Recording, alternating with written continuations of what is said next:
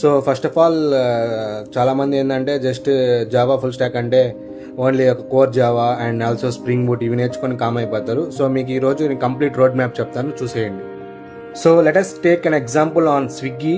Swiggy అనేది చాలామంది అందరికీ తెలిసే ఉంటుంది. ఇది ఒక online platform for food delivery అనమాట. సో నార్మల్గా దీన్ని యూజ్ చేసుకొని జావా ఫుల్ స్టాక్ని యూజ్ చేసుకొని స్విగ్గీ యాప్ అనేది ఎలా రన్ అవుతుందో మీకు ఎగ్జాంపుల్ చెప్తాను. దాన్ని బట్టి మీరు ఇంకా ఈజీగా నేర్చుకోవచ్చు. So coming to front end part, front ఎండ్లో ఇది మీ స్విగ్గీ యొక్క మెనూ మీకు కనిపించేదానికి ఈ ఫ్రంట్ ఎండ్ పార్ట్ అనేది యూజ్ చేస్తారు.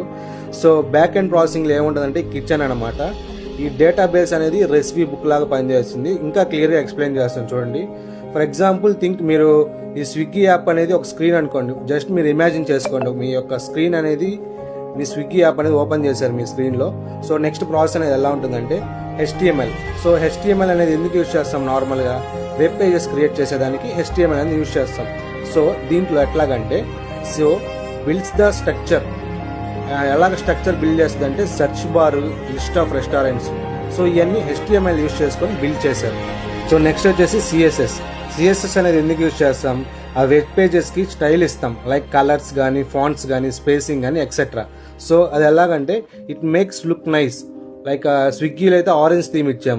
So proper spacing and images కోసం CSS అనేది యూజ్ చేస్తాం. నెక్స్ట్ వచ్చేసి జావా స్క్రిప్ట్ అనేది ఎందుకు యూజ్ చేస్తాం? వెబ్ పేజ్ లైవ్గా రెస్పాండ్ అవుతుంది లేదా, సో రెస్పాండ్ అయ్యేదానికి ఈ జావా స్క్రిప్ట్ అనేది యూజ్ చేస్తాం. So it acts interactivity as your type. For example నువ్వు బిర్యానీ అని టైప్ చేస్తే రిజల్ట్స్ అనేది అప్డేట్ చేస్తుంది. సో అది ఎట్లాగంటే యూజింగ్ జావా స్క్రిప్ట్ అనమాట. So next react JS and angular అనేది ఎట్లాగా వర్క్ చేస్తుందంటే ఇది ఒక ఫాస్ట్ UI లాగా పనిచేస్తుంది. రియాక్ట్ జేఎస్ అనేది పేజ్ని లోడ్ అవ్వేదానికి ఉపయోగపడుతుంది. సో యాంగులర్ అనేది అది స్ట్రక్చర్డ్ ఫ్రంట్ ఎండ్ ఫ్రేమ్వర్క్ అనమాట. లైక్ ట్రాకింగ్ లాంటి ఫీచర్స్ని బిల్డ్ చేయడానికి ఈ యాంగులర్ అనేది యూజ్ చేస్తాం. So it loads data without refreshing the whole page, making it fast. ఇప్పుడు చెప్పాను కదా, సేమ్ అదే విధంగా.